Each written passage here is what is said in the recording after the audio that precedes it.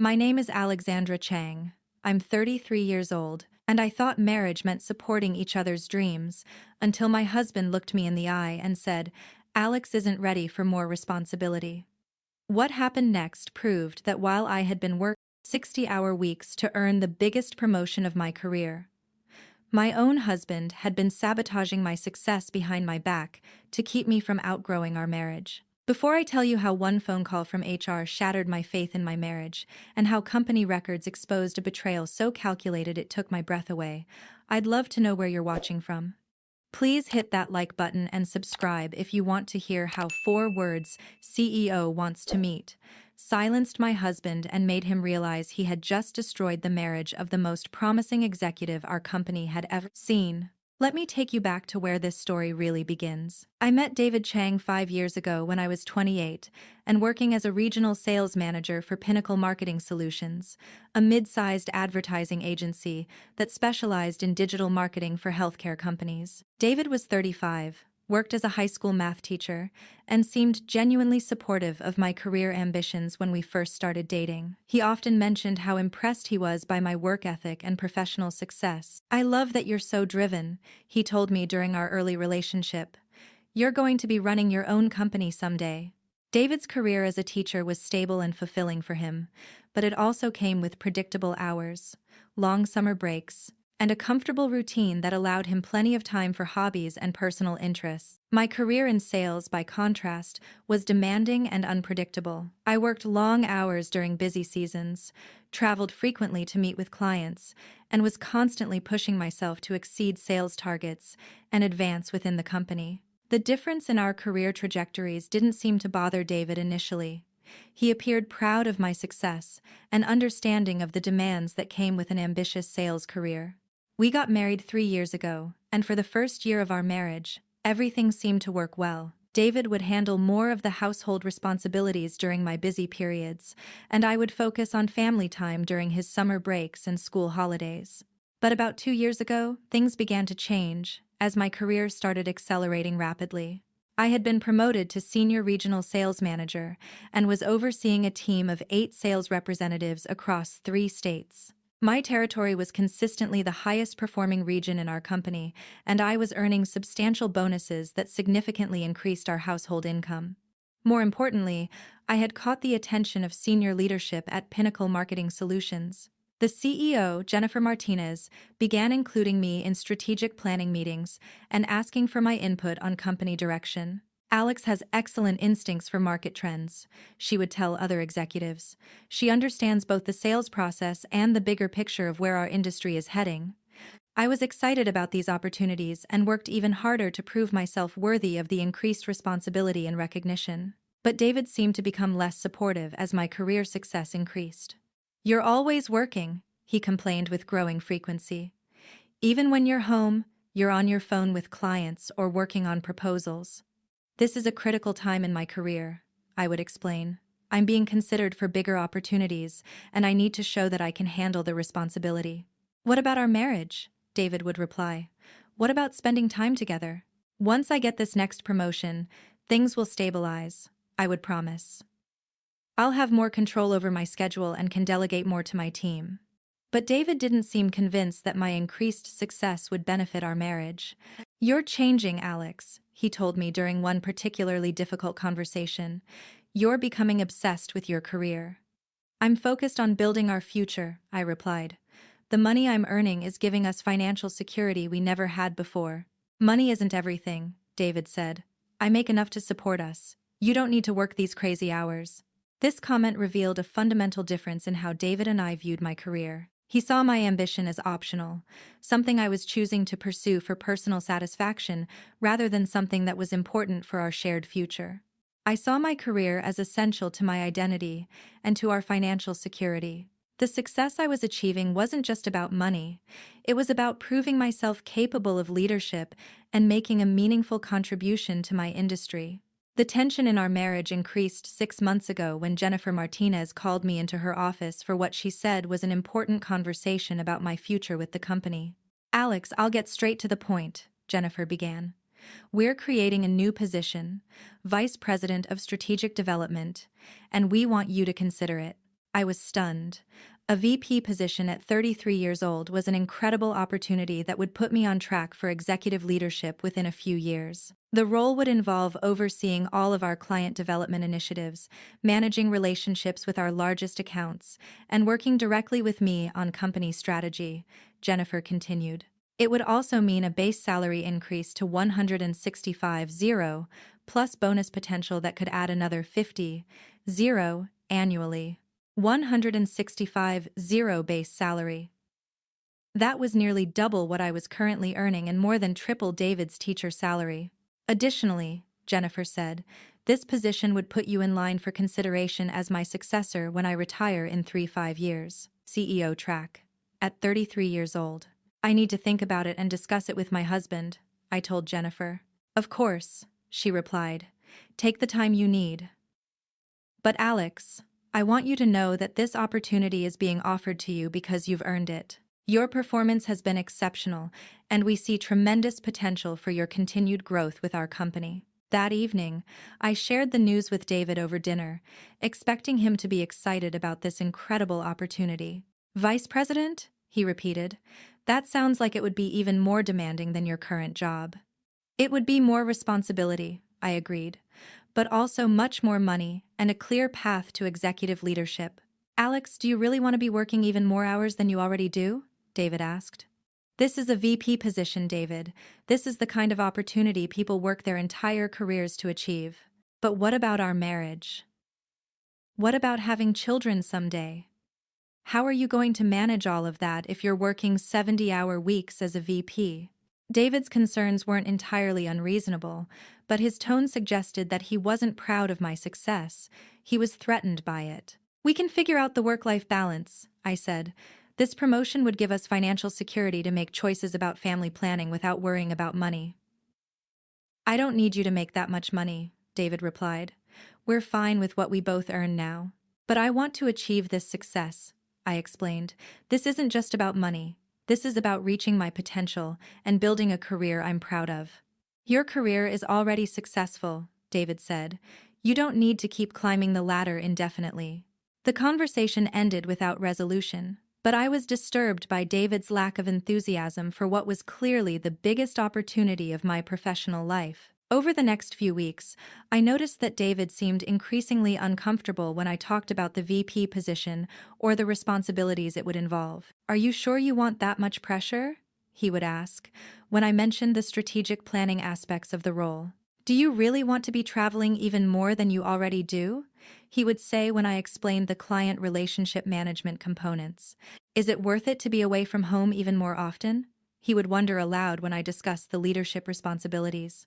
I began to feel like David was trying to talk me out of accepting the promotion rather than supporting me through the decision-making process. David, this is important to me, I told him during one conversation. I need you to support me, even if you're worried about the demands. I do support you, he replied. I just want you to make sure you're thinking about all the implications. 2 weeks ago, Jennifer Martinez called to ask for my decision about the VP position. I'm ready to accept, I told her. I'm excited about the opportunity and confident that I can excel in the role. Excellent, Jennifer replied. I'll have HR prepare the formal offer letter, and we can announce your promotion to the team next week. I was thrilled and called David immediately to share the news. I accepted the VP position, I told him excitedly. There was a long pause before David responded. Are you sure that's the right decision? He asked. Yes, I'm sure. This is what I've been working toward for years. Okay, David said, though his tone suggested he was anything but okay with my decision. That evening, David seemed distant and preoccupied during dinner. Are you upset about my promotion? I asked directly. I'm just concerned about how it's going to affect our marriage, he replied. It's going to affect our marriage positively, I said. We'll have more financial security, and I'll be fulfilled professionally. We'll see, David said ominously. 3 days later, I received a phone call that would change everything I thought I knew about my marriage. Alex, this is Karen Williams from HR, the voice said. I need to speak with you about your VP promotion. My heart dropped. Was there a problem with the offer? Had something changed? Is everything okay? I asked. Well, that's what I'm calling to clarify, Karen replied. We received a phone call yesterday from someone claiming to be calling on your behalf to decline the VP position. I felt like the world had stopped spinning. Someone called to decline my promotion? I repeated. Yes. The caller identified himself as your husband and said that you had decided not to accept the position because you weren't ready for that level of responsibility. My hands were shaking as I processed what Karen was telling me. My husband called to decline my promotion without my knowledge? That's what we're trying to clarify, Karen said. The caller seemed to know details about your role and the promotion, so we assumed he was calling with your authorization. Karen, I never asked my husband to call on my behalf. I want that promotion. I've been looking forward to starting in the new role. I was hoping that's what you would say, Karen replied. Jennifer was surprised when we told her about the call because she was confident you were excited about the opportunity. I am excited about the opportunity, I said firmly. Someone called to decline my promotion without my permission. Alex, we need to discuss this situation immediately. Can you come in this afternoon? I spent the rest of the morning in a state of shock and rage. My own husband had called my company to sabotage my promotion behind my back. David was at school, so I couldn't confront him immediately, but I used the time to think through the implications of what he had done. This wasn't just about disagreeing with my career choices. This was about deliberately undermining my professional relationships and potentially damaging my reputation with my employer. That afternoon, I met with Karen Williams and Jennifer Martinez to discuss what had happened. Alex, I want to be very clear, Jennifer began. Your promotion is still available if you want it, but we need to understand what happened with that phone call. My husband called without my knowledge or permission, I explained. I never asked him to decline the promotion on my behalf. Did he know about the details of the position? Karen asked. Yes, I shared the information with him because I thought he would be supportive of my success. Jennifer looked concerned. Alex, this creates a difficult situation. If your husband is actively trying to prevent you from accepting promotions, how do we know this won't happen again? It was a fair question. How could my company trust me with a VP position if my own husband was sabotaging my career? I will handle my husband, I said firmly. This will never happen again. We believe you, Jennifer replied. But Alex, we need to address the larger issue here. This position requires complete discretion and confidentiality. If your husband has access to sensitive information about your role and is willing to interfere with your employment, that's a significant concern. I realized that David's sabotage had not only hurt me personally, but had also damaged my professional credibility. I understand your concerns, I said. What do I need to do to rebuild your confidence in my ability to handle this position? Jennifer and Karen exchanged glances. Actually, Jennifer said, before we discuss next steps, there's something else you should know. What do you mean? Jennifer opened a folder on her desk. After we received the call from your husband, I did some research into your performance records and client feedback to make sure we weren't missing any concerns about your readiness for promotion. And what did you find? I asked nervously. I found that your performance has been even more exceptional than we realized, Jennifer replied. She handed me a document from the folder. These are client satisfaction scores from your accounts over the past year. You have the highest ratings in company history. I looked at the numbers, which showed consistently outstanding feedback from every client I managed. Additionally, Jennifer continued, your sales numbers aren't just the best in your region, they're the best in the entire company. What does that mean? I asked. Karen spoke up. It means that your husband called to decline a promotion for someone who is literally the top performer in our entire organization. Jennifer nodded. Alex, your work is so exceptional that the board of directors has been asking about you specifically. The board knows who I am? I was shocked. They know who you are because your results are so impressive that they've requested to meet with you personally. Jennifer paused for effect. The CEO of our parent company wants to meet you next month to discuss your potential for executive leadership across their entire portfolio of companies. I stared at Jennifer in disbelief. While David was calling to say I wasn't ready for more responsibility, the CEO of our parent company was requesting to meet with me about executive opportunities. Alex, Jennifer continued, what your husband doesn't understand is that you're not just ready for a VP position at our company. You're being considered for much bigger opportunities that could make you one of the youngest senior executives in our industry. The contrast was so stark that I felt dizzy. David thought I wasn't ready for a VP position. The CEO thought I was ready for executive leadership across multiple companies. I want to accept the VP promotion, I said firmly. And I want to meet with the parent company's CEO. Both opportunities are yours, Jennifer replied. But Alex, you need to address the situation with your husband. We can't have our executive spouses interfering with company operations. That evening, I confronted David about his phone call to my company. David, did you call my HR department to decline my promotion? David's face immediately showed guilt and defensiveness. Alex, I was trying to protect you, he said. Protect me from what? From taking on more than you can handle. From ruining our marriage with work obsession. You had no right to call my company, I said, my voice rising. You had no right to speak for me about my career decisions. I'm your husband, David replied. I was trying to save you from making a mistake. The only mistake I made was trusting you with information about my career. David looked hurt by my words, but I was too angry to care about his feelings. Alex, you're not thinking clearly about this promotion. You're already working too much. How are you going to handle even more responsibility? David, do you want to know what my company thinks about my ability to handle responsibility? What do you mean? The CEO of our parent company wants to meet with me about executive leadership opportunities. The board of directors has been asking about me personally. I have the highest client satisfaction scores in company history. David's confident expression was faltering. While you were calling to say I'm not ready for more responsibility, the CEO was asking to meet with me about running multiple companies. Alex, I didn't know.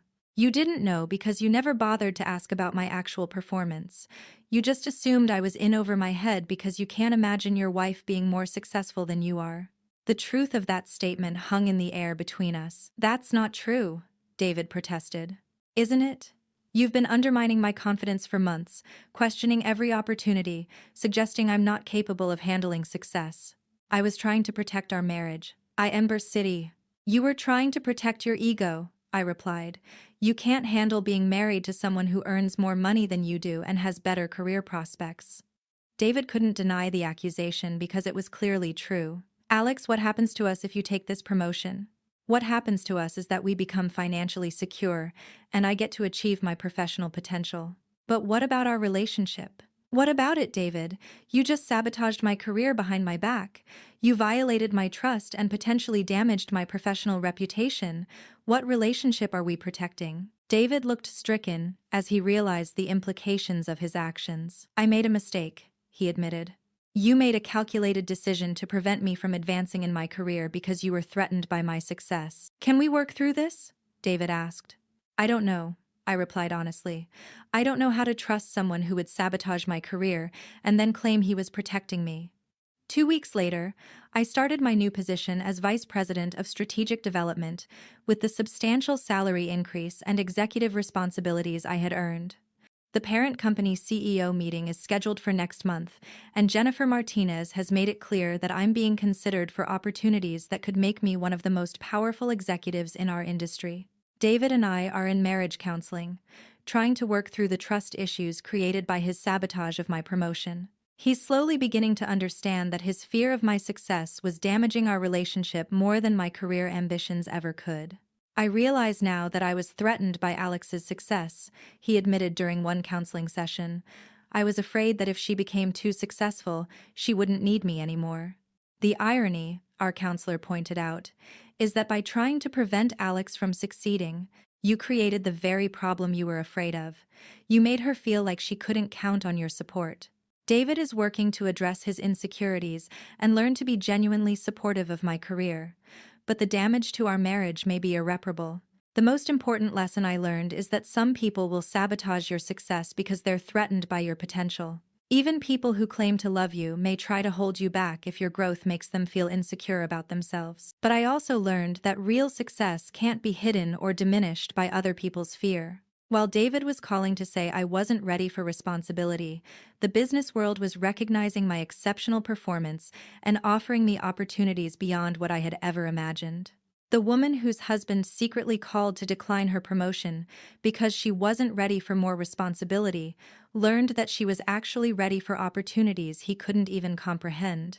And the wife who was told she was obsessed with her career discovered that her obsession was about to make her one of the youngest senior executives in her industry. Sometimes, the people who try to limit your potential reveal more about their own limitations than they do about yours. Have you ever had someone close to you try to sabotage your success?